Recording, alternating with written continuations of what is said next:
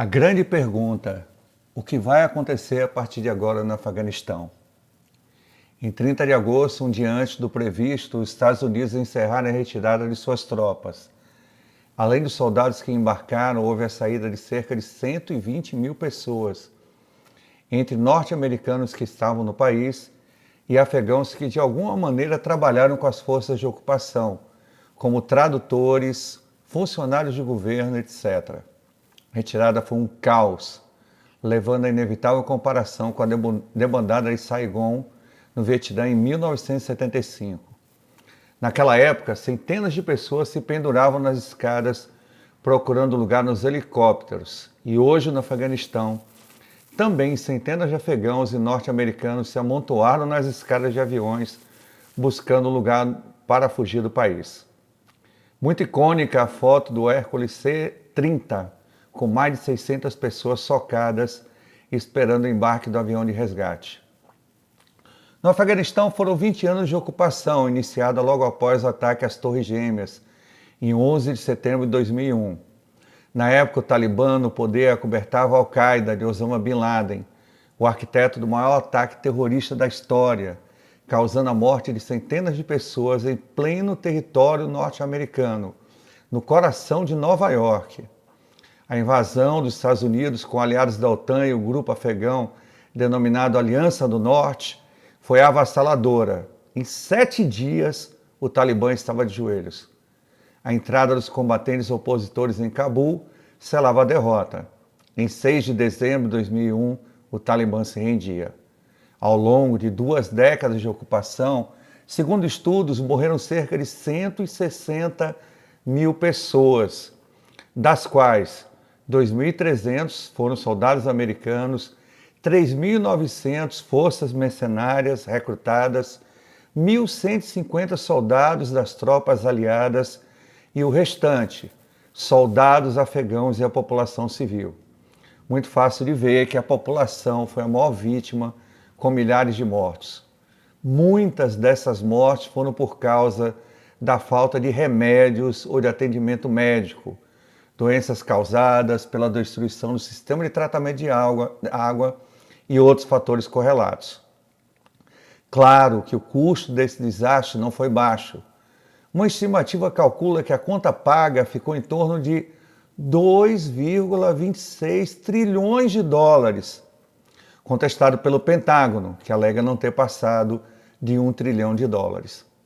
Nos 20 anos de ocupação, os Estados Unidos se vangloriavam de implantar um regime democrático no Afeganistão, mas o que se viu foram eleições vergonhosamente fraudadas e urnas com centenas de votos, mesmo em locais onde não havia eleitores. Obviamente, o governo eleito de Hamid Karzai não teve legitimidade, abrindo espaço para os líderes tribais. Arrogantemente, os invasores norte-americanos chamavam sua ocupação no Afeganistão de Operação de Construção da Nação, no inglês Nation Building.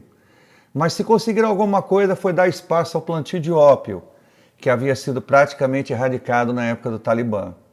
Estimativas dão conta de uma produção de cerca de 200 mil toneladas. E, ironicamente, a fortuna da venda dessa produção financiou boa parte do renascer Talibã, a partir do momento que o grupo controlou várias regiões onde estão as áreas produtoras de ópio. O novo governo afegão, apoiado pelos Estados Unidos, assumiu em 2004, mas o Talibã ainda mantinha grande apoio em áreas próximas à fronteira do Paquistão, angariando milhões de dólares por ano com tráfico de drogas, mineração e impostos cobrados em territórios ainda dominados.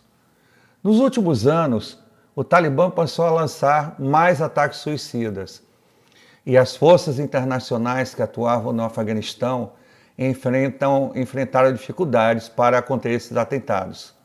Devido a isso, em 2014, depois de dezenas de ataques talibãs bem-sucedidos, as forças da OTAN encerraram sua missão no Afeganistão, transferindo para o exército afegão a responsabilidade de combater o Talibã.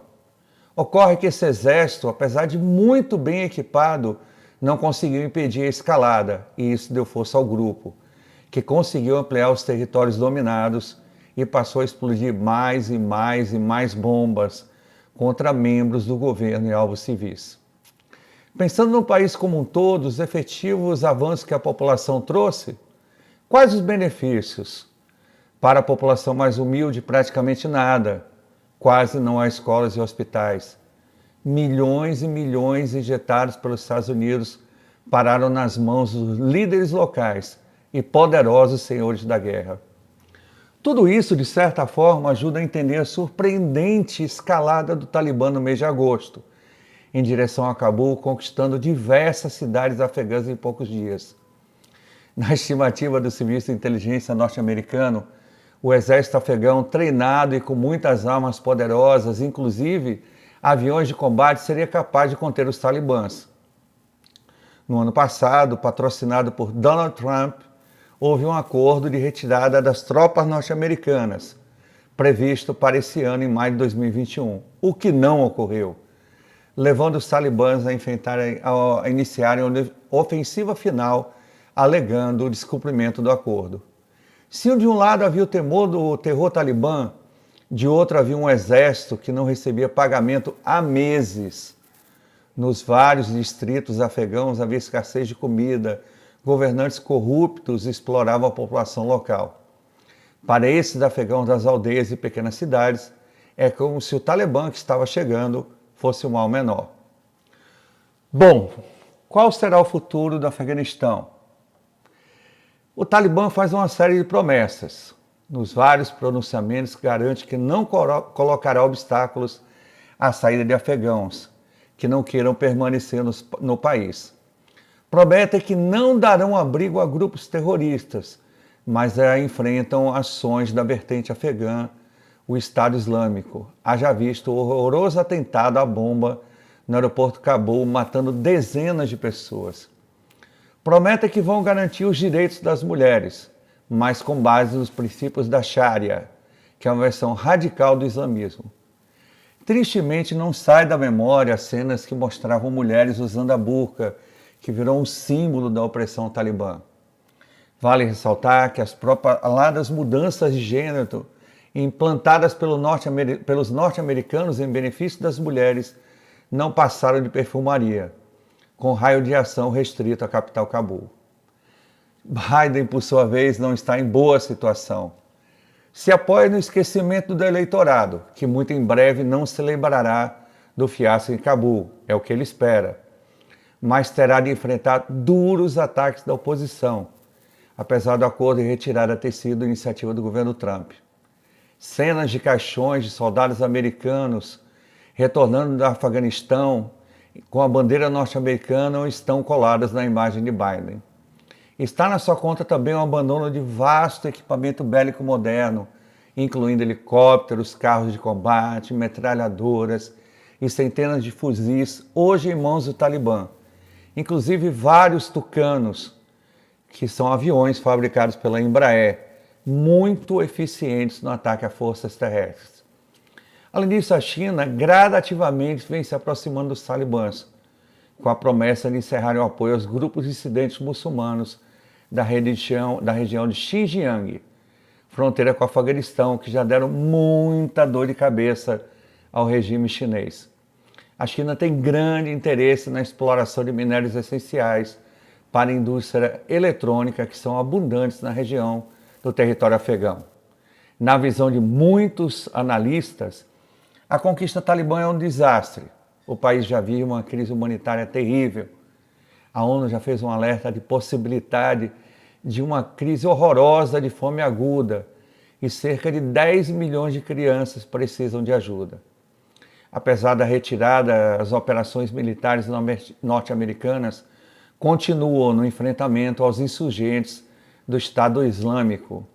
O Pentágono afirma que há mais de 2 mil militantes da facção no Afeganistão.